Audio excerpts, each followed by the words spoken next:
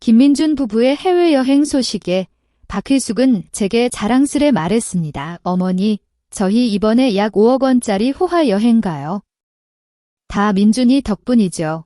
그들은 제가 몰래 만들어준 그 고급 비자와 블랙카드 보조금이 당연히 자기들 것인 줄 알았습니다. 저는 그저 미소 지었을 뿐입니다. 공항에 도착해 여행을 떠나려던 그들이 갑자기 얼어붙을 순간을 저는 조용히 기다리고 있었습니다. 다음 이야기가 궁금하시다면 구독 한번 눌러주세요.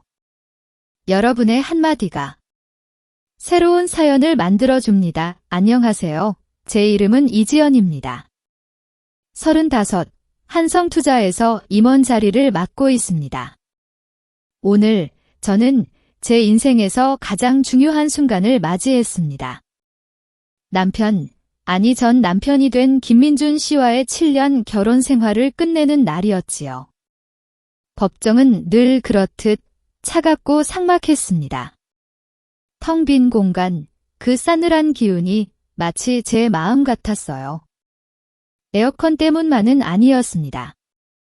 텅 비어버린 듯한 곧 닥쳐올 공허함 때문이었죠. 벽에 걸린 시계는 오후 2시 29분을 가리키고 있었습니다. 2분 후 고작 2분 남았습니다. 제가 지난 7년간 손에 끼고 있었던 그 결혼 반지가 마치 유효기간이 지난 스티커처럼 그렇게 가볍게 떨어져 나갈 시간이요. 맞은편에 앉아있던 김민준 씨는 싸구려 합판 테이블을 손가락으로 탁탁 두드리고 있었습니다. 그는 늘 조급했죠. 제 인생에서 가장 중요한 이 순간조차도 그랬습니다. 김민준 씨의 얼굴에는 노골적인 불쾌감이 서려 있었습니다. 마치 이 자리에 앉아 있는 것이 그에게는 끔찍한 시간 낭비라도 되는 것처럼 말입니다. 아마도 최애나라는 젊은 여자와의 더 중요한 약속이 그를 기다리고 있었겠지요. 아직 멀었어요. 이지연 씨. 무슨 절차가 이렇게 지루해? 김민준 씨가 투덜거렸습니다. 그 목소리에는 제가 너무나도 익숙했던 늘 저를 내려다보는 듯한 거만한 태도가 그대로 담겨 있었습니다. 빨리 집에 가서 다른 일이나 보죠. 나 바쁜 사람이에요. 저는 고개를 들어 그를 바라봤습니다. 지난 7년간 저는 변해가는 남편을 봤습니다. 신혼 초에 다정했던 그이는 이기적이고 오만하며 배신감 가득한 남자로 변해 있었죠. 지난 7년간 저는 한성투자 고위 임원으로서의 제 모든 열정을 쏟아부어 그에게 든든한 기반을 만들어 주었습니다. 그가 당연하게 누리던 인맥과 특권들도 모두 제가 만든 것이었죠. 그리고 지금 그는 저를 빨리 청산해야 할 낡은 빚짐으로 여기고 있었습니다. 저는 그저 미소 지었습니다. 거울 앞에서 수없이 연습했던 그 미소요. 모든 감정을 숨길 만큼 차가우면서도 그 어떤 의심도 사지 않을 만큼 예의 바른 미소였습니다. 김민준 씨, 너무 서두르지 마세요. 그래도 7년의 끝인데 몇 분 정도는 괜찮지 않겠어요? 제 목소리는 침착했습니다. 김민준 씨는 콧방귀를 뀌며 경멸의 시선을 보낸 뒤 다시 휴대폰 화면으로 시선을 돌렸습니다. 그는 몰랐을 겁니다. 바로 그 무심함과 경솔함이 그 자신과 그의 어머니를 지난 6개월간 제가 치밀하게 파놓은 덫에 가두고 있다는 것을요. 저는 휴대폰의 디지털 시계를 흘긋 봤습니다. 오후 2시 31분.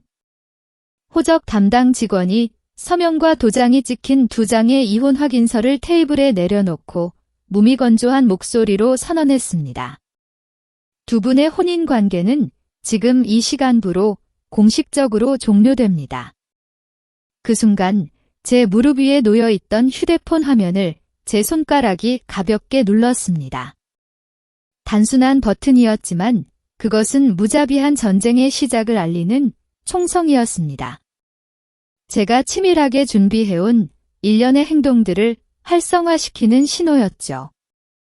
저는 암호화된 이메일을 프랑스에 있는 협력법률사무소와 싱가포르의 전문 금융 서비스 기관으로 보냈습니다. 이메일 내용은 아주 간결했습니다. 보조 권한 취소 실행. 명령 코드 AZ-7-1431. 제가 취소하고 싶었던 그 보조 권한이라는 것이 무엇이었을까요? 그것은 바로 제가 가진 개인적인 명성과 한성투자의 자원을 총동원하여 시어머니인 박희숙 씨를 위해 만들어 주었던 모든 특권이었습니다. 7년짜리 유럽 7개국 장기 비자. 그리고 제 명성과 재산을 기반으로 발급받은 거액의 한도를 가진 블랙 카드 보조 카드였죠. 박희숙 씨가 내일 떠나려고 준비했던 세계 일주 여행의 총 가치는 약 5억 원에 달했습니다. 저는 급하게 일어서는 김민준 씨를 돌아봤습니다. 김민준 씨, 그리고 어머니께 편안한 여행 되시길 바랍니다. 제 목소리는 달콤했지만 눈빛에는 조금의 온기도 없었습니다.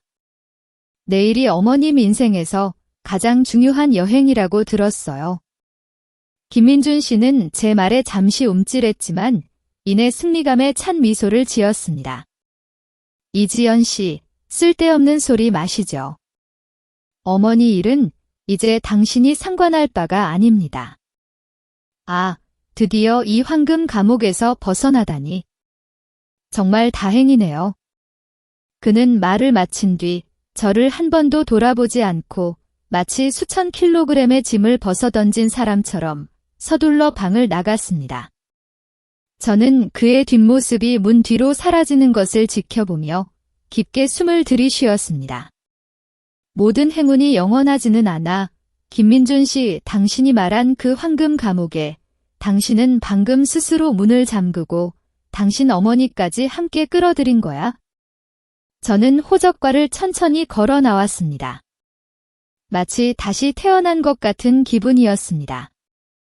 7년 전은 현명한 아내이자 착한 며느리, 그리고 유능한 임원으로서 살았지만 그들 모자의 잔인한 음모를 꿰뚫어 보지 못했습니다. 하지만 이제는 달랐습니다.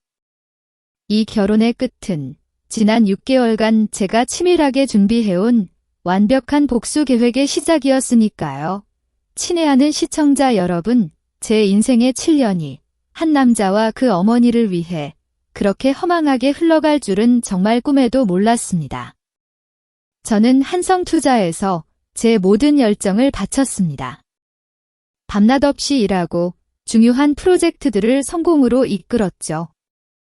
그리고 남편 김민준 씨를 위해서도 제 모든 것을 바쳤습니다. 그가 승진할 수 있도록 회사 내외의 인맥을 연결해주고 그의 사업 기반을 닦아주었습니다. 그의 입에서 이지연 씨 덕분에 내가 여기까지 올 수 있었어 라는 말을 듣는 순간은 저에게 작은 행복이었습니다. 저는 그가 제 날개 아래서 더 높이 날아오르기를 진심으로 바랐으니까요. 그렇게 7년을 살았습니다. 현명한 아내이자 착한 며느리, 그리고 능력 있는 임원으로서 한치의 흐트러짐 없이요. 시어머니 박희숙 씨는 늘 저를 당신 아들의 성공을 위한 움직이는 금광쯤으로 여기셨습니다.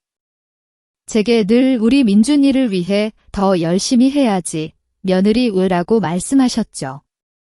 당신의 아들을 위해 희생하는 것이 며느리의 당연한 도리라고 생각하셨습니다. 저는 그 모든 잔소리와 무리한 요구들을 사랑이라는 이름으로 묵묵히 견뎌냈습니다. 그렇게 하면 언젠가는 그들의 진심을 얻을 수 있을 거라 믿었으니까요. 하지만 어느 날 모든 것이 산산조각 났습니다. 우연히 김민준 씨와 최애나라는 젊은 여자와의 대화를 엿듣게 된 날이었습니다. 자기야, 안심해. 조금만 더 참으면 이지연이 곧 이혼 서류에 사인할 거야.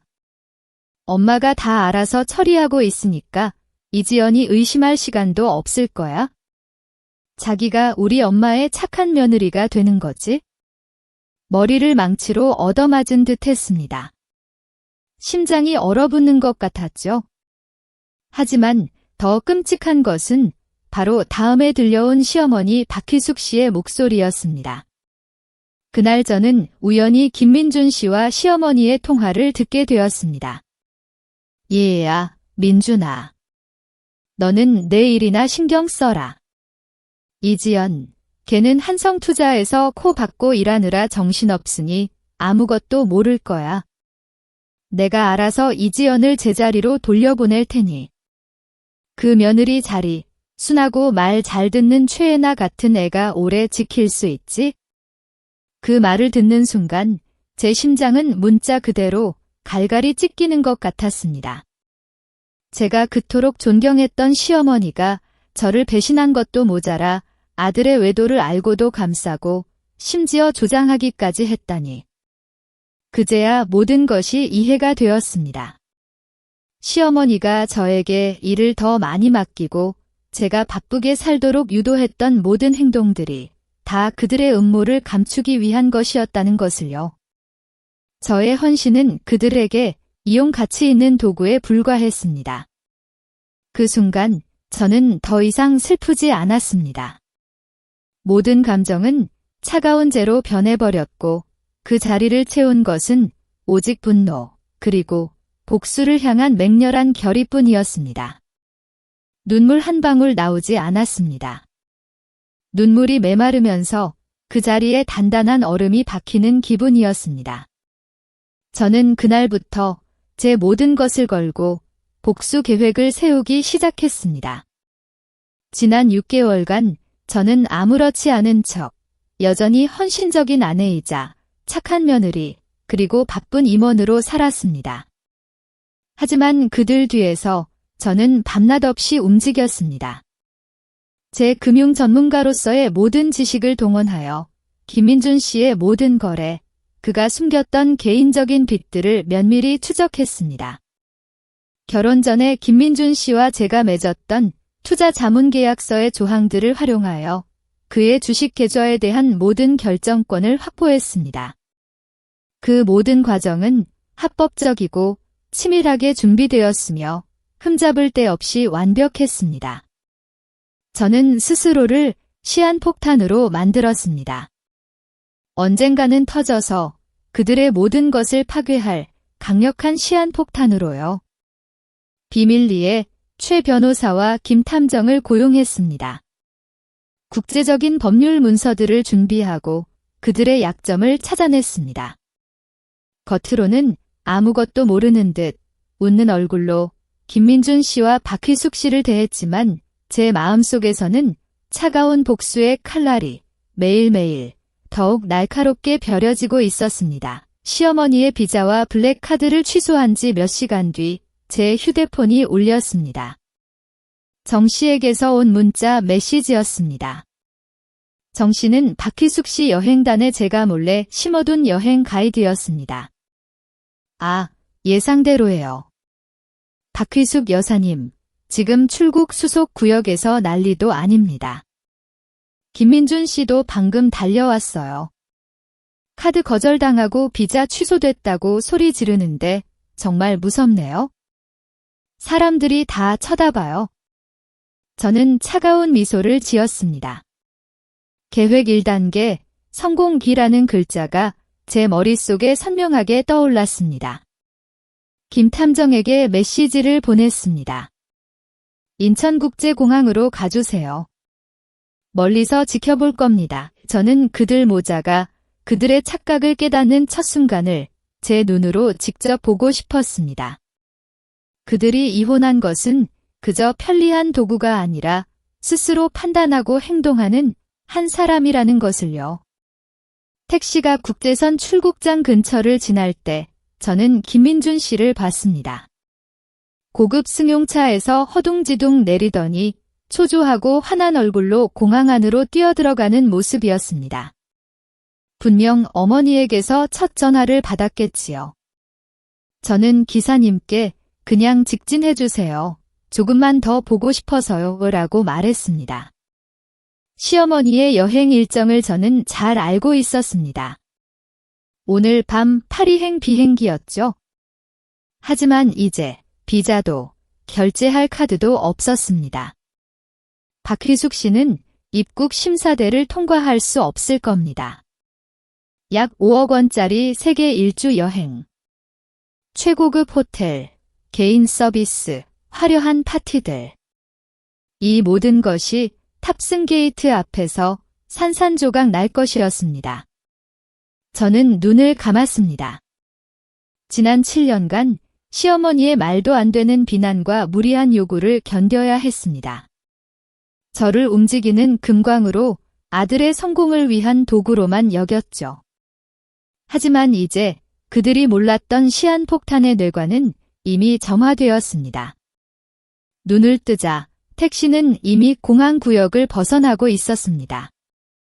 그때 또 다른 전화가 걸려왔습니다. 화면에는 김민준이라는 이름이 선명했습니다. 저는 깊이 숨을 들이쉬고 세 번째 벨이 울린 후에야 전화를 받았습니다. 여보세요? 무슨 일이시죠? 제 목소리는 아주 침착했습니다. 상대방에게 제 평정심이 오히려 모욕적으로 느껴지도록 충분히요. 전화 너머로 김민준 씨의 목소리가 터져 나왔습니다. 억누를 수 없는 분노가 담겨 있었죠. 이지연 씨, 당신 내 어머니한테 무슨 짓을 한 거야? 어머님이 세관에 붙잡혔잖아. 비자랑 블랙카드 전부 취소됐다고. 당장 설명해. 저는 가볍게 웃었습니다. 택시 안의 작은 웃음소리였지만 전화 너머 김민준 씨는 분명히 들었을 겁니다. 세상에, 김민준 씨 그렇게 화내지 마세요. 무슨 집이라니 너무 심한 표현 아닌가요? 모든 일에는 다 원인이 있는 법이죠. 저는 여전히 그 침착한 어조를 유지했습니다. 원인. 무슨 원인? 이지연 씨, 당신 지금 장난치는 거 아니지? 우리 어머니 세계 일주 가시는 거 당신도 잘 알고 있잖아. 그 블랙카드랑 비자, 당신이 어떻게 만든 건데? 김민준 씨가 소리쳤습니다. 전화 너머로 공항의 시끄러운 소음이 들려왔습니다. 저는 미소를 지으며 택시 좌석에 등을 기댔습니다. 바로 이 순간을 기다렸습니다. 그들이 애써 외면했던 진실을 선포할 순간이요. 김민준 씨, 당신 말이 맞아요. 그 블랙카드, 제가 어떻게 만들었을까요? 한성투자 고위 임원으로서의 제명성으로 만들었습니다. 수백 건의 개인 재무 서류와 제가 보증한 회사 사업 서류들로요. 그 비자도 제가 유럽 파트너들과의 관계를 이용해서 박휘숙 여사님을 위해 특별히 보증해 준 겁니다. 한마디로 그 모든 특권은 처음부터 끝까지 다 제가 개인적으로 만들어낸 것들이었습니다. 저는 잠시 말을 멈췄습니다. 정신적인 고문처럼 침묵을 길게 느렸습니다. 그리고 지금 저는 당신과 이혼했습니다. 저와 당신, 그리고 당신 가족과의 관계는 끝났습니다. 그렇다면 제가 직접 만들어낸 특권들을 제가 다시 회수하는 것이 뭐가 잘못되었을까요? 김민준 씨는 전화 너머로 몇 초간 완전히 침묵했습니다. 저는 그의 얼굴이 하얗게 질린 채 문제를 깨닫는 모습을 상상할 수 있었습니다. 그는 제 그림자 속에서 사는데 익숙해져 있었고 제가 가져다 준 것들의 근원은 알려고도 하지 않은 채 그저 당연하게 누리는 데 익숙했으니까요. 당신, 이지연 씨, 당신 정말 잔인해. 마침내 김민준 씨가 한마디 내뱉었지만 그의 목소리에는 처음의 거만함 대신 공황 상태가 섞여 있었습니다. 잔인하다고요? 제가 비웃었습니다. 6개월 동안 아내를 속이고 심지어 친어머니까지 감싸고 조장한 사람만큼 잔인할까요? 당신 모자의 배신에 비하면 제가 한 일은 그저 정의를 되찾는 것뿐입니다. 저는 김민준 씨에게 더 말할 기회를 주지 않고 전화를 끊었습니다. 비자와 블랙카드 회수는 박희숙 씨에게 작은 정신적 충격일 뿐이라는 것을 알고 있었습니다. 김민준 씨를 위해 제가 준비한 선물은 훨씬 더 컸습니다. 저는 당장 한성투자로 돌아가야 했습니다. 그곳에서 저를 기다리는 일들이 있었고 더 중요하게는 제가 준비한 금융계획의 2단계 또한 실행해야 했으니까요. 저의 복수는 감정적인 것에만 머무르지 않을 겁니다. 그들 모자가 가장 중요하게 여기는 것, 즉 돈과 명예를 잃게 만들어야 했습니다. 택시 창밖을 바라봤습니다. 서울 시내는 여전히 분주했지만 제 안에서는 거대한 폭풍이 이미 시작되고 있었습니다. 7년의 인내, 그 대가로 얻은 자유와 공정함. 정말 값진 일이야 저는 스스로에게 되뇌었습니다. 모든 것은 이제 막 시작일 뿐이다. 기사님은 나이 지긋한 분이셨는데 백미러로 저를 보며 인자하게 미소 지으셨습니다. 젊은 아가씨, 뭔가 아주 좋은 일이 있으신가 보네. 아까 차에 탔을 때보다 얼굴이 훨씬 밝아졌어. 저는 그저 가볍게 웃을 뿐 설명하지 않았습니다. 좋은 일, 맞습니다. 하지만 그것은 스스로의 힘을 되찾고 잃어버린 것을 되찾는 여정을 시작한 한 여자의 해방감에서 오는 기쁨이었습니다. 저는 기사님께 한성 투자 주소를 알려드리고 다음 극본을 준비하기 시작했습니다. 김민준 씨는 절대 포기하지 않을 겁니다. 그는 저를 찾아올 것이고 저는 이미 그를 기다릴 준비가 되어 있었습니다. 친애하는 시청자 여러분, 이지연의 복수는 이제 막 시작되었습니다. 그녀는 앞으로 어떤 시련에 직면하게 될까요? 그리고 김민준과 그의 어머니는 모든 것이 무너져 내릴 때 어떻게 반응할까요? 이 서두 부분에 대한 여러분의 생각과 앞으로의 전개에 대한 예측을 아래 댓글로 공유해주세요. 이 흥미진진한 이야기의 다음 전개를 놓치지 않으려면 좋아요를 누르고 채널을 구독하고 알림을 켜는 것을 잊지 마세요.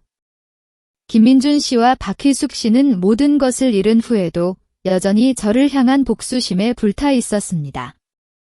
제가 약 30억 원의 재산을 해외로 빼돌려 공동재산을 은닉했다고 주장하며 저를 고소하겠다는 법률 서류를 보내왔습니다. 저는 서류를 받아들었지만 마음은 놀랍도록 평온했습니다. 지난 6개월간의 치밀한 준비가 저에게 이런 평정심을 주었을 겁니다. 그들은 제가 해외로 옮긴 약 30억 원이 결혼 후 형성된 공동재산이라고 믿었습니다. 하지만 그 돈은 저의 아주 오래된 개인적인 투자금이었죠. 저는 최 변호사에게 침착하게 전화를 걸었습니다. 그리고 그 다음 제 아버지인 이재현 씨에게 전화를 걸었습니다. 아버지께서는 김민준 씨와 박희숙 씨가 늘 무시했던 분이셨습니다. 그들은 아버지를 그저 은퇴한 가난한 교사로 여겼죠. 연금으로 근근히 살아가는 사회적 지위나 영향력 없는 사람이라고 생각했습니다. 아버지 댁에 도착하자 그 소박한 모습에 저는 다시 한번 마음이 아팠습니다. 도심 한복판의 조용한 골목에 자리한 작은 집 김민준 씨와 박희숙 씨가 아버지를 업신여기던 이유였습니다. 이지연은 한성투자의 임원인데 아버지가 저렇게 가난해서야. 더 열심히 일해서 용돈이라도 드려야지. 며느리 박희숙 씨가 제게 했던 말이 떠올랐습니다. 그들은 정말이지 너무나도 큰 착각을 하고 있었습니다. 아버지, 저 지연이에요. 아버지는 집 밖으로 나오셨습니다.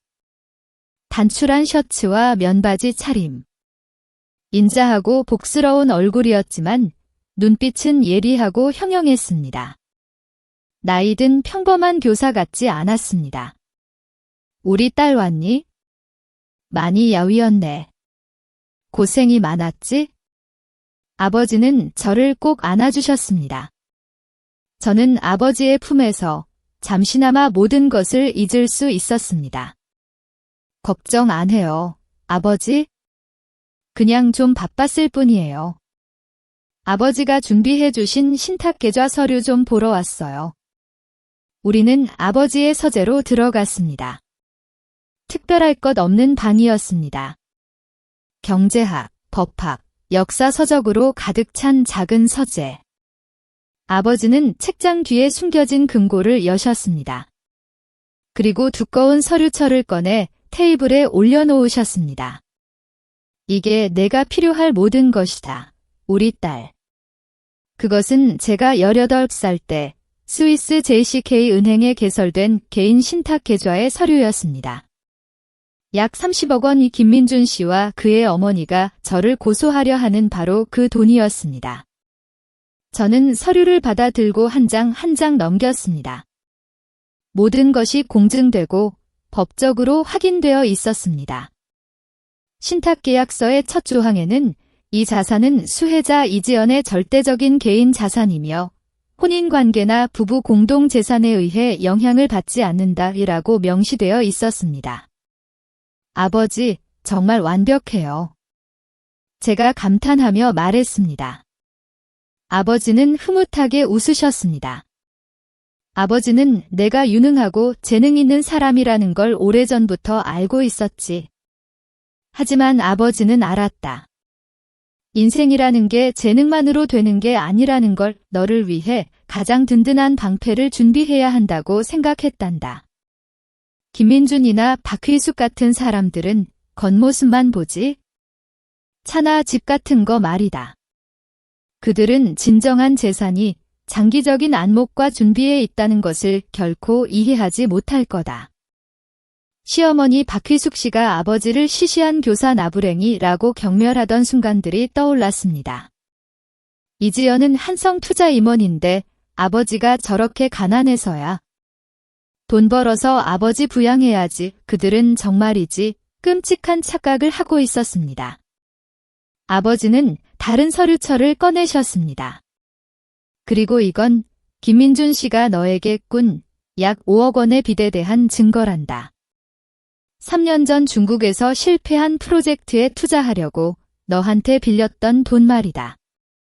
아버지는 송금 증명서, 차용 확인 이메일, 그리고 그가 중국 파트너와 전화 통화한 녹음 파일까지 꼼꼼하게 보관해 두었단다.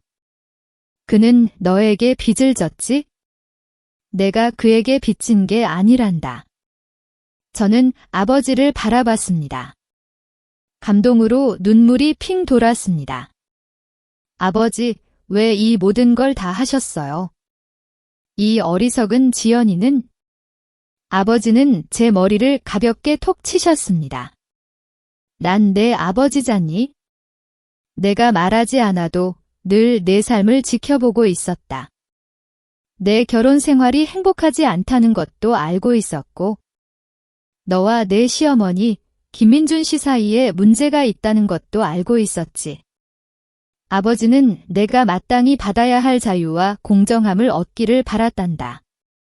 아버지가 은퇴했다고 해서 널 보호할 능력이 없는 건 아니지. 아버지는 계속 말씀하셨습니다. 목소리는 더 진지해졌습니다. 넌 알아야 한다. 아버지는 김민준이나 박휘숙이 생각하는 것만큼 가난하지 않단다.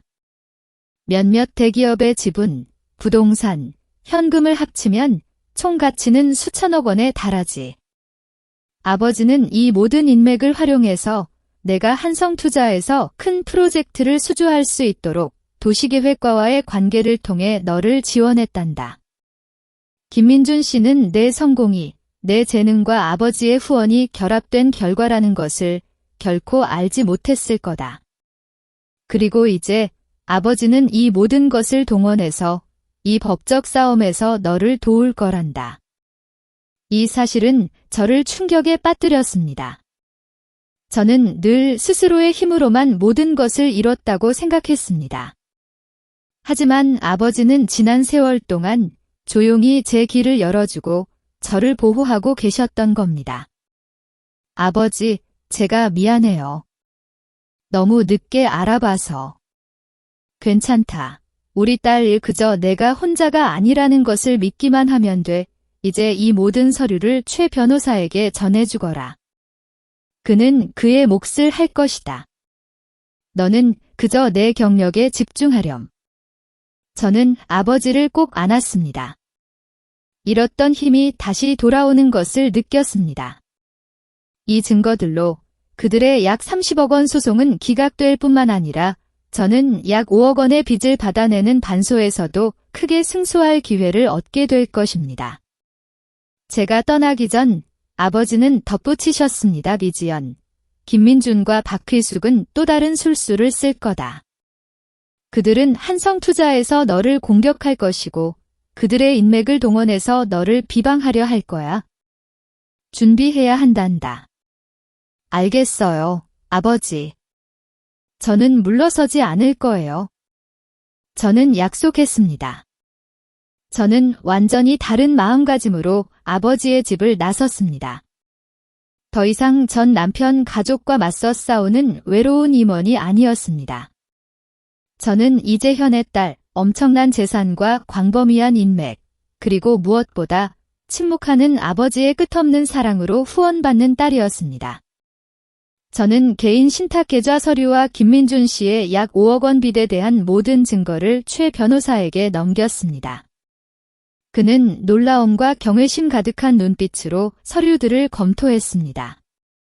이지연 씨, 당신 아버님은 정말 대단한 분이시군요.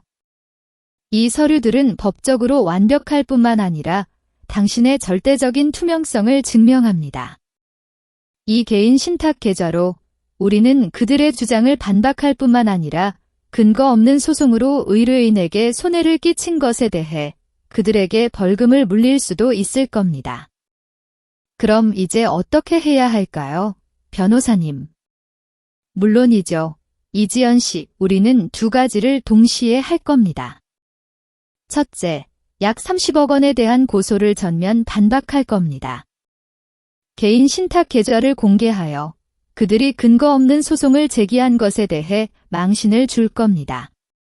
둘째, 김민준 씨에게 약 5억 원의 빚을 갚으라고 요구하는 반소를 제기할 겁니다. 최 변호사는 잠시 말을 멈추고 덧붙였습니다. 지금 가장 중요한 것은 심리전입니다.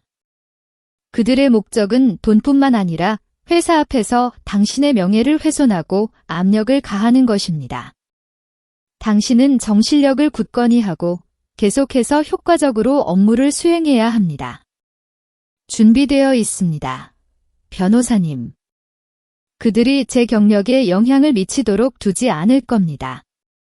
전화를 끊은 후 저는 의자에 등을 기댔습니다. 이 고소는 그들의 필사적인 한 수였습니다.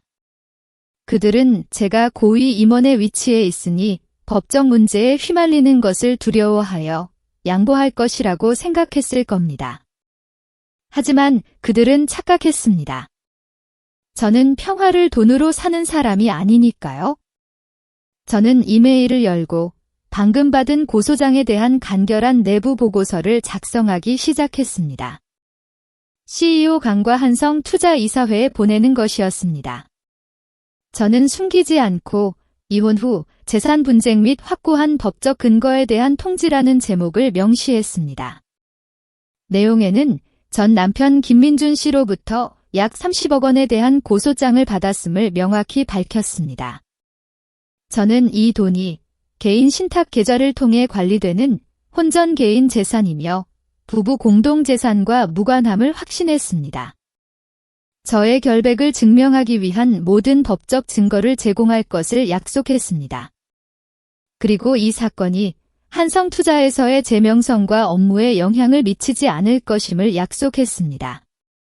이메일을 보냈습니다.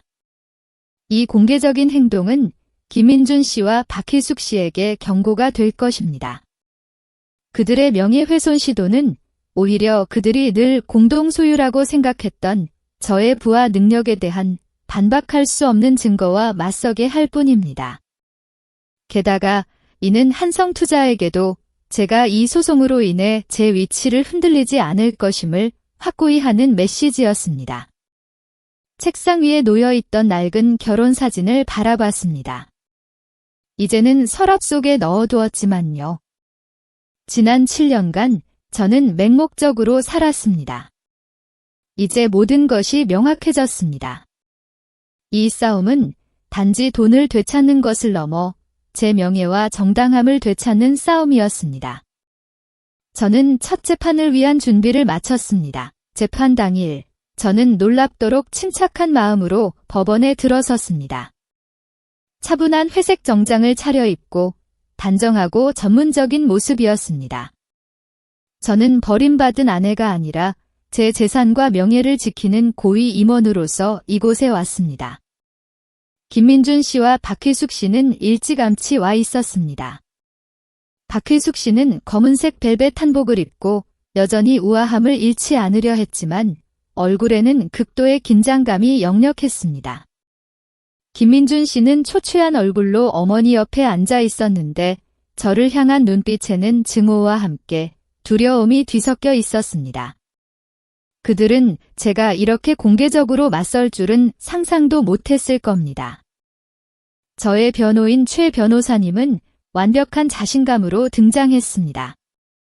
반대편 김민준 씨와 박희숙 씨의 변호인은 다소 강인해 보이는 중년 남성이었지만 제 변호인단의 철저한 준비를 보고는 당황하는 기색이 역력했습니다. 예비 심리가 시작되었습니다. 김민준 씨의 변호인이 일어서서 고소 내용을 설명했습니다. 그는 제가 한성투자 고위 임원의 지위를 남용하여 약 30억 원을 해외로 빼돌리고 고의로 이혼 전 부부 공동재산을 은닉하여 의뢰인 김민준 씨에게 심각한 손해를 입혔다고 비난했습니다. 그 대목에서 박희숙 씨가 큰 소리로 외쳤습니다. 맞아요. 저 잔인한 것. 내 아들 돈을 다 빼앗았어요. 판사님은 망치로 탁자를 두드리며 박희숙 씨에게 질서를 지킬 것을 요구했습니다. 박희숙 씨는 눈살을 찌푸렸지만 결국 다시 앉았습니다. 눈빛은 여전히 증오심으로 가득했습니다. 이제 최 변호사님의 차례였습니다. 그는 고소 내용에 대해 직접적으로 반박하지 않고 두툼한 서류철을 판사님 테이블에 올려놓았습니다. 존경하는 재판장님, 저희 의뢰인 이지연 씨가 6개월 전 약 30억 원을 해외 계좌로 이체한 사실을 부인하지 않습니다. 하지만 이 법적 증거를 검토해 주시기를 요청합니다. 최 변호사님은 침착하게 설명했습니다. 이것은 1999년에, 즉 저희 의뢰인이 18살 때 김민준 씨와 결혼하기 여러 해 전에 스위스에서 개설된 개인 신탁 계좌의 원본 공증 및 번역 서류입니다. 이 약 30억 원은 개인 신탁 계좌의 투자금으로 이지연 씨의 혼전 개인 재산임이 절대적으로 증명되며 부부 공동 재산이 아닙니다.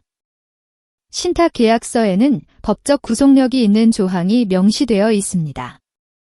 저희 의뢰인이 이 계좌로 돈을 이체한 것은 개인적인 거래였으며 완전히 합법적이었습니다. 최 변호사님은 송금증명서 사본을 김민준 씨 측 변호사에게 건넸습니다. 그 변호사는 서류를 받아들고는 안색이 즉시 변하며 하얗게 질렸습니다.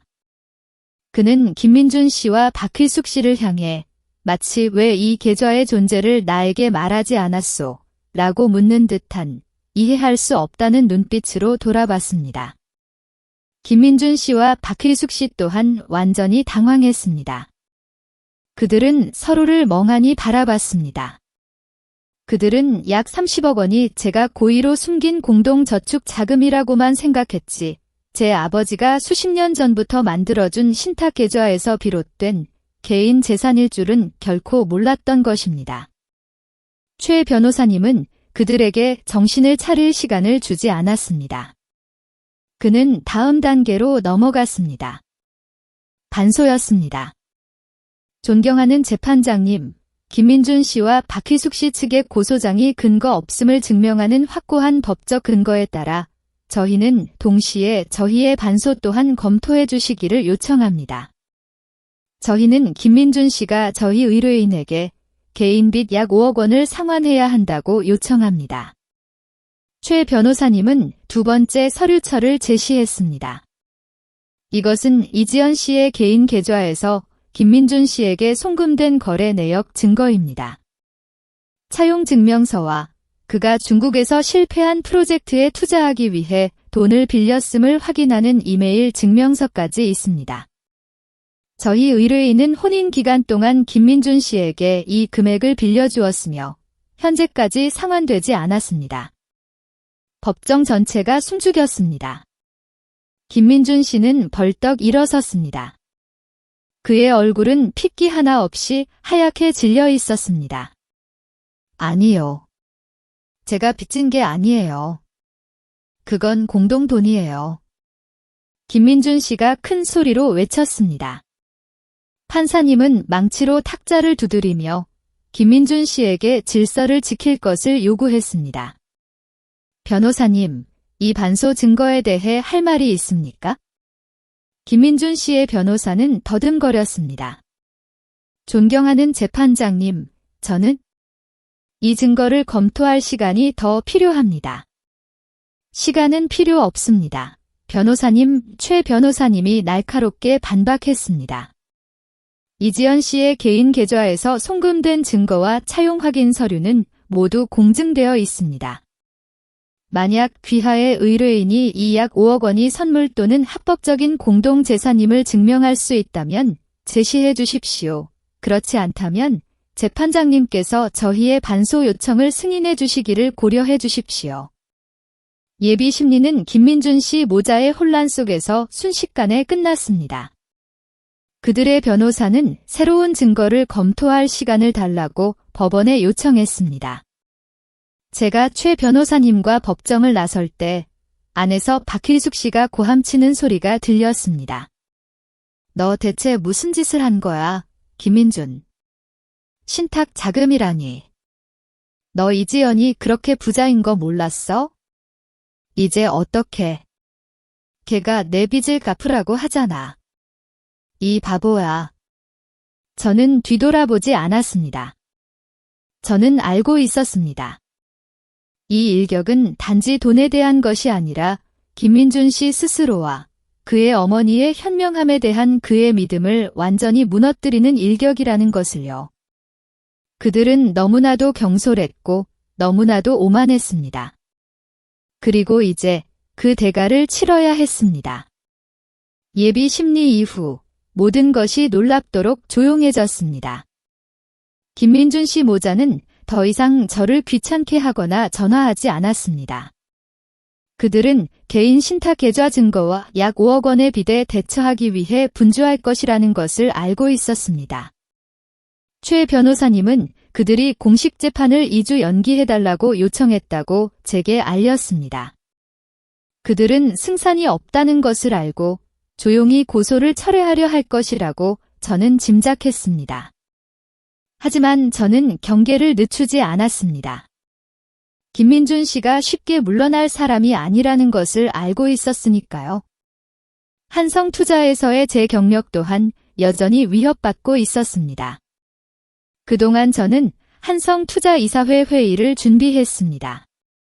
모든 소문을 잠재우고 저의 가치를 증명해야 했습니다. 며칠 후 최 변호사님에게 전화가 왔습니다. 그에게서 큰 놀랄만한 소식이 있었습니다. 이지연 씨, 제가 비밀정보원으로부터 중요한 증거를 입수했습니다. 김민준 씨와 그의 어머니 사이의 대화 녹음 파일입니다. 무슨 녹음 파일이죠, 변호사님? 혼인관계에서 김민준 씨가 당신에게 저지른 속임수와 박희숙 씨의 음모에 대한 녹음입니다. 저는 즉시 대법원에 제출하여 사기 행위를 명확히 하기 위해 즉시 예비 심리를 요청했습니다. 저는 깜짝 놀랐습니다. 누가 그 녹음 파일을 제공했죠? 저는 제가 고용한 김 탐정이나 어쩌면 최애나라는 여파일 수도 있다고 의심했습니다. 일주일 후 예비 심리가 다시 열렸습니다. 이번에는 재산 분쟁뿐만 아니라 결혼 관계에 대한 진실을 밝히는 부분이 추가되었습니다. 법정의 분위기는 지난번보다 훨씬 더 긴장감이 흘렀습니다. 김민준 씨와 박희숙 씨는 더욱 초췌해 보였습니다. 판사님은 최 변호사님에게 새로운 증거를 제시하도록 요구했습니다. 최 변호사님은 냉철한 얼굴로 일어섰습니다. 존경하는 재판장님, 저희는 의뢰인에 대한 김민준 씨와 박희숙 씨의 속임수, 은폐, 그리고 혼인관계를 파괴하려는 의도적인 음모를 확인하는 녹음 파일을 가지고 있습니다. 저희는 법정에서 이 파일을 공개할 것을 허락받고 싶습니다. 녹음 파일이 재생되었습니다. 잡음이 걸러졌음에도 김민준 씨와 박희숙 씨의 목소리는 아주 선명했습니다. 김민준 씨의 목소리, 엄마, 지연이가 의심하기 시작했어요. 엄마가 하는 일이 괜찮을까요? 박희숙 씨의 목소리, 걱정 마라. 내가 걔한테 이미 말해뒀어. 한성투자에서 일에나 집중하고 문제 만들지 말라고. 내가 최애나를 제자리에 앉힐 거야. 이지연은 너무 강해서 다루기 힘들어. 순하고 말 잘 듣는 최애나 같은 애가 내 이상적인 며느리지. 김민준 씨의 목소리, 하지만 지연이가 저와 회사에 정말 많은 일을 했어요. 박희숙 씨의 목소리, 걔는 자기 자신을 위해 일한 거지. 누구를 위해 일했어? 이제 이혼했으니 걔는 그저 남일 뿐이야. 너는 최애나와 계속 만나렴. 모든 일이 끝나면 그 애는 내 말을 잘 들을 것이고 너는 더 편안한 삶을 살게 될 거야. 법정 전체가 무서운 침묵에 잠겼습니다. 박희숙 씨는 몸을 떨며 얼굴이 하얗게 질렸고 누구의 눈도 마주치지 못했습니다. 김민준 씨는 고개를 숙인 채 완전히 무너져 내렸습니다. 저는 듣고 있었지만 더 이상 분노를 느끼지 못했습니다. 그저 지난 7년간 너무나 순진하고 맹목적이었던 과거의 저 자신에 대한 연민만이 남았습니다. 최 변호사님은 무게감 있는 한마디로 말을 마쳤습니다. 존경하는 재판장님, 이 녹음 파일은 외도 행위뿐만 아니라 은폐 행위와 혼인관계를 의도적으로 파괴하려는 잔인한 음모까지 증명합니다. 이는 정신적 손해 배상 부분에서 엄중하게 고려되어야 합니다. 그 직후 판사님은 예비 심리 판결을 내렸습니다. 첫째, 법원은 김민준 씨와 박희숙 씨가 약 30억 원에 대해 제기한 부부 공동재산 분할 청구를 전면 기각합니다. 개인 신탁 계좌 증거는 이 금액이 이지연 씨의 혼전 개인 재산임을 증명합니다. 둘째, 법원은 이지연 씨의 반소 청구를 승인합니다. 김민준 씨는 이지연 씨에게 약 5억 원의 빚을 상환해야 합니다. 그리고 제가 기다리던 셋째, 법원은 녹음 파일에 나타난 이지연 씨에게 심각한 정신적 손해를 입힌 속임수, 은폐, 그리고 혼인관계를 의도적으로 파괴하려는 음모에 대한 증거를 검토합니다. 법원은 박희숙 씨가 이지연 씨에게 약 1억 원의 정신적 손해 배상금을 지급해야 한다고 선고합니다. 판결이 끝나자마자 박희숙 씨는 갑자기 벌떡 일어섰습니다. 눈은 충혈되어 있었죠. 그녀는 소리쳤습니다. 불공평해. 가짜 증거야. 이지연이 법원을 매수했어. 그녀는 목에 걸고 있던 귀한 진주 목걸이를 잡아채 바닥에 내던졌습니다. 진주알들이 차갑고 날카로운 소리를 내며 바닥에 흩어졌습니다. 판사님은 계속해서 망치를 두드리며 질서 유지를 위해 즉시 박희숙 씨를 퇴정시킬 것을 경찰에 요청했습니다. 2명의 경찰관이 다가와 박희숙 씨를 밖으로 안내했습니다. 그녀는 울부짖고 소리 지르며 나갔습니다. 얼굴은 일그러졌고 예전의 우아함은 찾아볼 수 없었습니다. 저는 바닥에 뒹구는 진주알들을 바라봤습니다. 그것들은 그들 모자가 짓밟아버린 제 결혼 생활과 명예의 조각들과 다를 바 없었습니다. 저는 예비 심리에서 완벽하게 승리했지만 김민준 씨 모자가 결코 패배를 받아들이지 않을 것이라는 것을 알고 있었습니다. 그들은 마지막 남은 곳, 즉 한성투자에서 저를 공격할 것이었습니다. 예비 심리에서 통쾌한 승리를 거뒀지만 저는 알고 있었습니다. 김민준 씨와 박희숙 씨가 결코 포기하지 않을 것이라는 것을요. 아니나 다를까 얼마 지나지 않아 저는 비서로부터 새로운 정보를 전해 들었습니다. 김민준 씨와 박희숙 씨가 한성투자이사회의 주요 멤버들을 만나 저의 부사장 승진을 막으려 한다는 소식이었죠. 거기에 박 이사까지 합세해 저를 끌어내릴 음모를 꾸미고 있다는 말이었습니다. 그들은 저의 이혼과 이미 법정에서 기각된 고소들을 이용해 제가 도덕적으로 문제가 있는 사람이라며 비방하고 다녔습니다. 저는 즉시 강 대표님께 전화를 걸었습니다. 강 대표님, 김민준 씨와 그의 어머니가 이사회를 만나려 한다고 들었습니다. 그들은 저의 이혼과 이미 법정에서 기각된 주장들을 이용해 저의 승진을 막으려 하는 것이 맞나요? 강 대표님은 길게 한숨을 쉬셨습니다. 이지연 씨, 당신은 정말 영리한 사람이군요. 맞습니다. 그들은 모든 개인적인 인맥을 동원해 개입하려 하고 있습니다. 당신이 도덕적이지 못하고 재산을 빼돌린 사람이라며 당신의 이혼에 대해 모욕적인 말까지 서슴지 않고 있습니다. 저도 입장을 고수하려 노력했지만 박희숙 씨와 친분 있는 소액주주들의 압력도 만만치 않습니다. 그들은 누구와 손을 잡았나요? 대표님, 제가 단도직입적으로 물었습니다. 박 이사입니다. 박 이사는 김민준 씨와 박희숙 씨를 만나 그들의 인맥 네트워크를 지원받는 대가로 당신을 비방하는 데 도움을 주겠다고 약속했습니다. 모든 것이 제 예상대로였습니다. 저의 자리를 탐내던 박 이사가 이제 저의 오랜 적들과 손을 잡은 것입니다. 저는 단호한 목소리로 강 대표님께 말씀드렸습니다.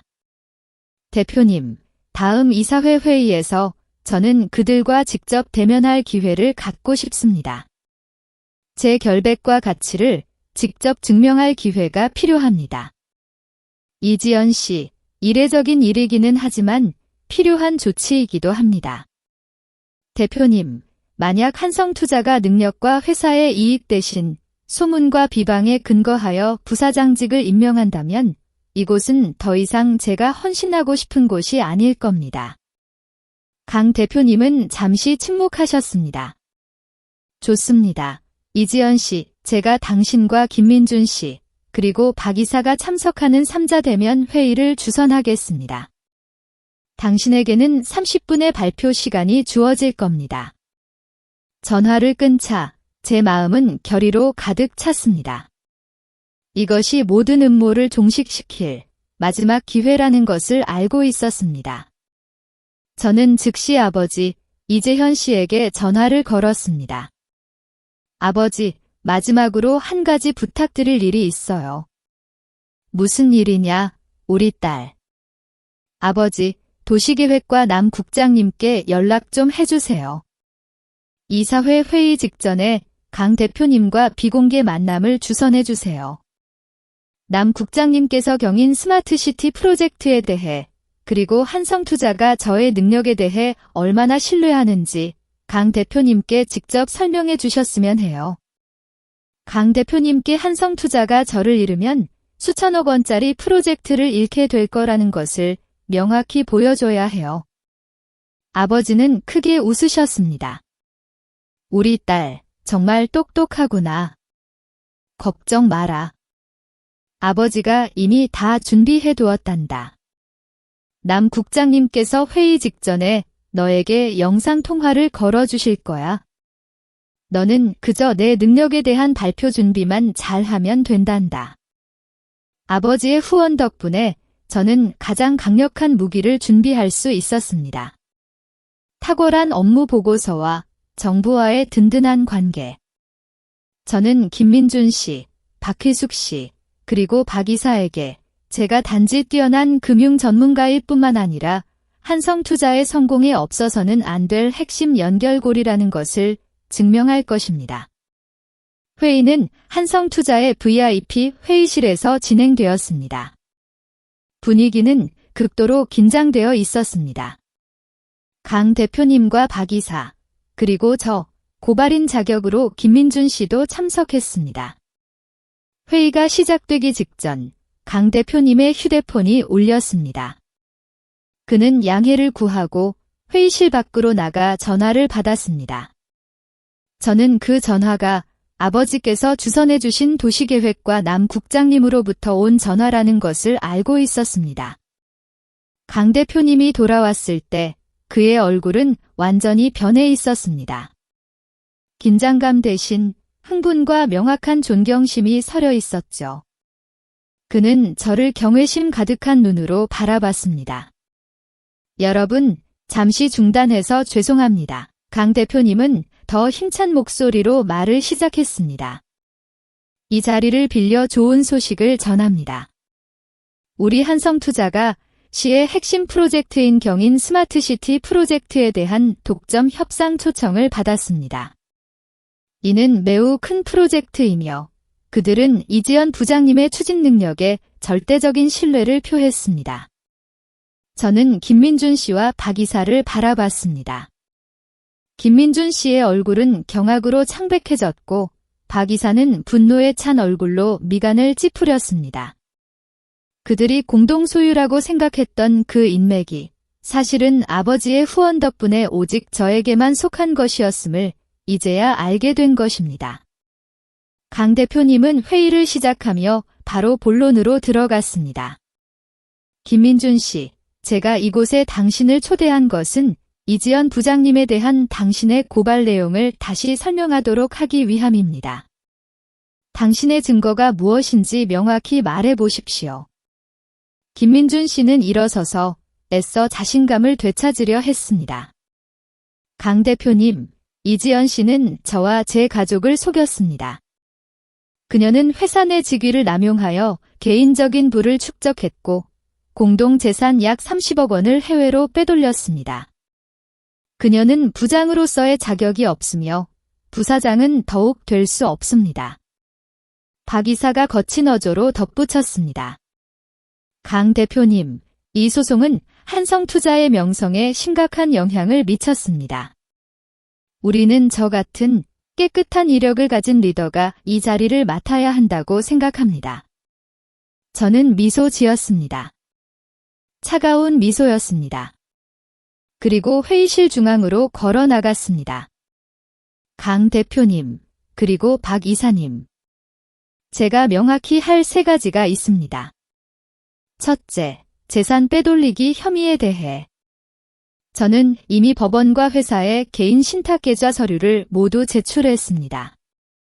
약 30억 원은 저의 혼전 개인 재산이며 공동재산이 아닙니다. 법원은 김민준 씨의 주장을 전면 기각했습니다. 그가 계속해서 이 문제를 이용해 저를 비방하는 것은 명예훼손이자 업무방해 행위입니다. 저는 김민준 씨를 날카로운 눈빛으로 돌아봤습니다.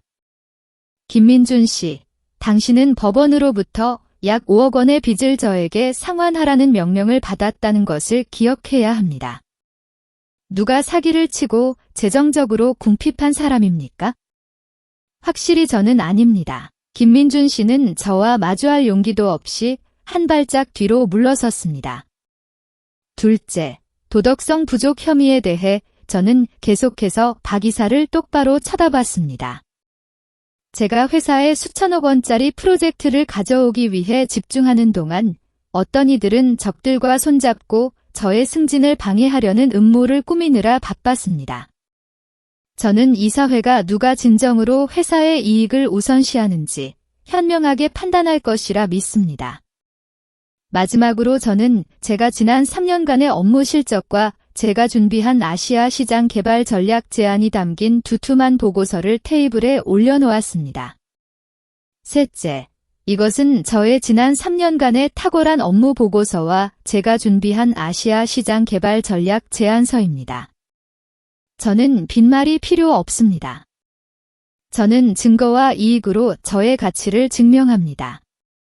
만약 강 대표님께서 도덕적으로 부족한 사람이 최고의 수익을 가져오고 시의 가장 중요한 프로젝트를 수주할 수 있다고 믿으신다면 저는 기꺼이 받아들이겠습니다.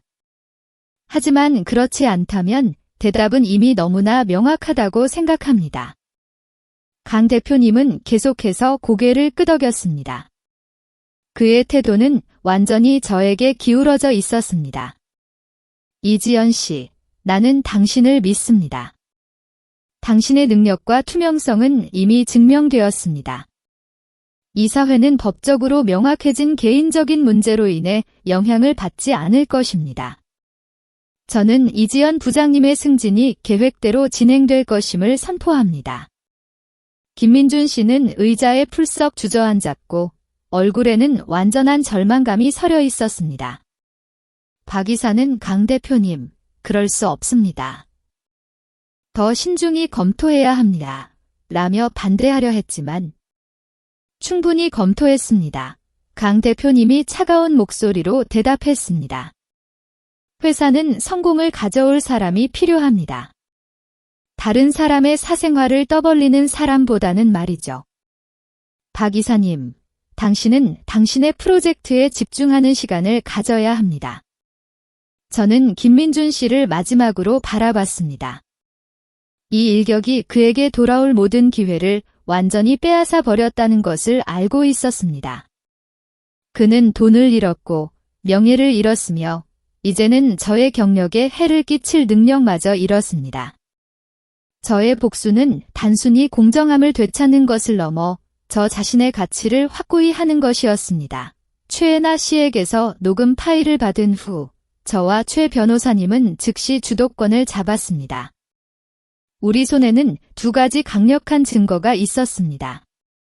박희숙 씨가 조장한 근친상간 관계의 진실과 최애나 씨를 통한 불법 재산 은닉 행위, 즉 약 5억 원의 자금입니다.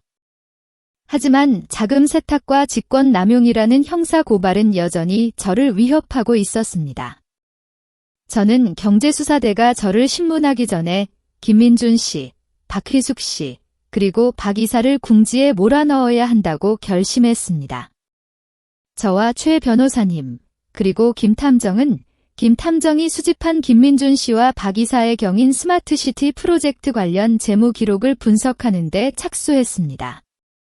변호사님, 김 탐정님이 김민준 씨 회사의 계열사 명의로 개설되었지만 박 이사의 위임 서명이 있는 유령 계좌를 찾아냈습니다. 이 계좌는 김민준 씨가 최애나 씨에게 약 5억 원을 이체하기 직전에 불분명한 거래들로부터 돈을 받기 위해 사용되었습니다. 최 변호사님은 거래 흐름도를 검토했습니다. 훌륭합니다. 이것이 바로 그들의 내부자 거래와 시장 조작 행위에 대한 증거입니다. 김민준 씨, 박희숙 씨, 그리고 박 이사는 개인적인 이익을 취하고 자금 세탁을 하기 위해 일련의 불법 거래를 만들고 있었습니다. 저는 경인 스마트시티 프로젝트를 더 깊이 분석했습니다. 김민준 씨가 담당했던 프로젝트는 한성투자가 일부 투자한 것이었습니다. 만약 그들이 이 프로젝트의 내부 정보를 이용해 그들이 비밀리에 인수한 계열사의 주가를 조작하고 그 후 이 유령 계좌를 통해 수익을 나눴다면 이것이야말로 진정한 내부자 거래이자 자금 세탁입니다. 박 이사는 자신의 죄를 숨기기 위해 저에게 거짓 진술을 한 겁니다. 최 변호사님은 차가운 미소를 지었습니다. 그들은 당신을 자금 세탁 혐의로 고발했지만 바로 그들 자신이 그런 행위를 저지르고 있었군요. 우리는 이 증거를 공개해야 합니다. 하지만 어디에 공개해야 가장 효과적일까요? 변호사님. 한성투자이사회뿐만 아니라 관련 기관들까지 나서도록 만들 큰 파급력을 가진 곳이 필요해요. 저는 잠시 생각하다 문득 아이디어가 떠올랐습니다. 아시아 투자 포럼, AIF요. 최 변호사님은 놀랐습니다. AIF요. 그곳은 수백 명의 투자 전문가들과 국제금융감독 기관들이 모이는 큰 행사 아닙니까? 맞습니다. 변호사님. AIF는 제가 한성투자의 부사장으로 공식 발표될 곳입니다. 저는 또한 이 포럼의 중요한 연설자 중 한 명입니다. 진실을 폭로하고 저의 결백을 증명하기에 이보다 더 좋은 곳은 없습니다. 저는 계획을 세웠습니다. 저는 AIF에서의 제 연설을 통해 최애나 씨의 녹음 파일을 공개하여 속임수와 근친상 간의 음모를 증명할 겁니다. 그 후 김민준 씨, 박휘숙 씨, 박 이사를 내부자 거래와 자금 세탁 행위와 연결하는 유령 계좌의 거래 흐름도를 공개적으로 보여줄 겁니다. 박 이사도 AIF에 참석할 겁니다. 이곳이야말로 우리가 그를 현장에서 바로 쓰러뜨릴 수 있는 유일한 기회입니다. 최 변호사님은 일어서서 흥분된 눈빛으로 말했습니다. 완벽한 계획입니다. 이지연 씨, 우리는 방어에서 총력 공격으로 전환할 겁니다. AIF에서 공개한 직후 이 모든 증거들을 금융감독원과 검찰에 제출할 겁니다. 며칠 밤낮으로 저는 잠을 이루지 못했습니다. 최 변호사님과 김 탐정님과 함께 DNA 검사 결과부터 녹음 파일, 약 5억 원 거래 기록, 유령 계좌 흐름도까지 모든 증거를 취합했습니다. 저는 전문적이지만 아무도 예상치 못한 충격을 줄 발표를 준비했습니다. 저는 이 공개가 시한폭탄과 같을 것이라는 것을 알고 있었지만 다른 선택의 여지가 없었습니다. 잔인한 형사 고발에 맞서 저의 결백을 증명하기 위해 저는 그들의 사악하고 불법적인 진실을 드러내야 했습니다. 모든 것을 결정할 마지막 전투는 AIF에서 펼쳐질 것이었습니다. 아시아 투자 포럼 AIF가 열리는 날이었습니다. 수백 명의 금융 전문가, 대형 투자자, 그리고 정부기관 대표들이 모이는 큰 행사였습니다. 저는 오후에 발표할 순서였습니다. 강 대표님의 연설 직후 저는 한성투자의 신임 부사장으로서 무대에 올랐습니다. 저는 김민준 씨와 박휘숙 씨가 초청객 좌석에 앉아 있는 것을 봤습니다. 그들의 얼굴에는 자만심이 가득했습니다. 그들은 제가 승진했음에도 형사 고발이 여전히 제 눈엣 가시처럼 남아 제가 편안히 지낼 수 없을 것이라고 생각했습니다. 박 이사 또한 앞줄에 앉아 가식적인 미소를 지으며 제 연설을 비판할 기회를 기다리고 있었습니다. 저는 지역 투자 전망에 대한 서두 부분을 마친 후 기술팀에게 다음 슬라이드를 띄울 것을 요청했습니다. 존경하는 여러분, 마무리하기 전에 제가 지금 논의하고 있는 투자윤리 및 투명성 문제와 직접적으로 관련된 매우 개인적인 사례 연구를 하나 공유하고 싶습니다. 저는 기술자에게 신호를 보냈습니다. 제 뒤에 큰 화면은 경제 차트에서 녹음 파일과 자금 흐름도로 구성된 단순한 인터페이스로 바뀌었습니다. 이 사례는 제 전 남편과 시어머니가 저지른 속임수, 혼인 파괴 음모, 그리고 내부 정보를 이용한 개인적 이익 추구 행위와 관련이 있습니다. 객석은 술렁였습니다. 김민준 씨와 박휘숙 씨는 불안해지기 시작했고 당황한 눈빛으로 저를 바라봤습니다. 저는 최애나 씨의 녹음 파일을 재생했습니다. 김민준 씨와 박휘숙 씨의 목소리가 강당 전체에 울려 퍼졌습니다. 김민준 씨의 목소리, 최애나가 제가 재산을 얻기 위한 도구일 뿐이에요. 엄마는 제가 그녀를 깊이 사랑했다고 말해주세요. 박휘숙 씨의 목소리, 내가 이미 그녀에게 약 5억 원을 줘서 집을 사게 했어. 입막음 돈으로 생각하는 거지? 나중에는 내 말을 잘 들을 거야. 객석의 반응은 경악 그 자체였습니다. 강 대표님은 박 이사를 돌아보고 다시 김민준 씨와 박휘숙 씨를 바라봤습니다. 그의 얼굴은 파랗게 질려 있었습니다. 박휘숙 씨는 벌떡 일어나 무대로 달려오려 했지만 경호원에 의해 제지당했습니다. 그녀는 소리쳤습니다. 멈춰. 이지연. 너 무슨 짓이야? 그거 다 가짜야. 저는 그녀를 무시했습니다. 저는 김민준 씨와 박 이사를 똑바로 쳐다봤습니다. 이 녹음 파일은 아내를 속이려는 음모뿐만 아니라 약 5억 원을 은닉한 행위까지 증명합니다. 그리고 여기가 가장 중요한 부분입니다. 금융시장의 투명성과 관련된 부분이죠. 저는 슬라이드를 자금 흐름도로 넘겼습니다. 존경하는 여러분, 박희숙 씨가 이 젊은 여자의 입을 막기 위해 사용한 약 5억 원은 깨끗한 돈이 아닙니다. 이 돈은 김민준 씨 회사의 계열사 명의로 개설된 유령 계좌에서 나왔습니다. 이 계좌는 한성투자의 경인 스마트시티 프로젝트에서 내부자 거래, 시장 조작, 그리고 부당 이득을 취하기 위해 사용되었습니다. 저는 흐름도를 손가락으로 가리켰습니다. 유령 계좌가 김민준 씨와 박 이사와 연결되는 화살표가 선명했습니다.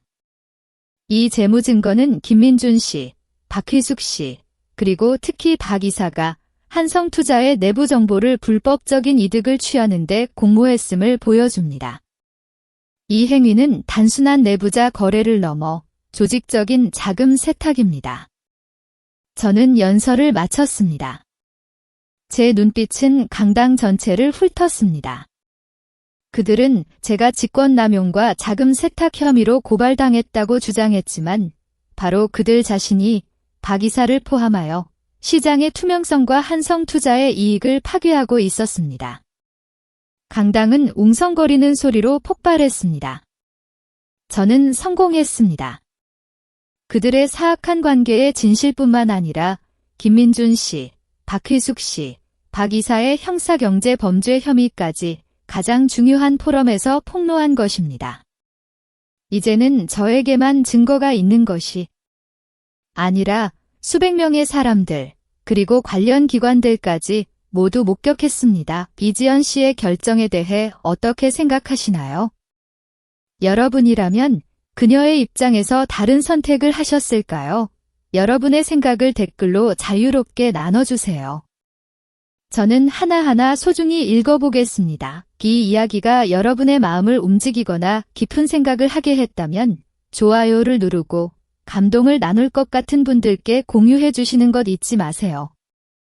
그리고 가족의 민낯 채널을 구독하시면 다음 이야기들을 놓치지 않고 만나보실 수 있습니다. 다음 이야기에서 다시 만나요. 그리고 어쩌면 다음번에는 바로 당신이 주인공이 될지도 모릅니다.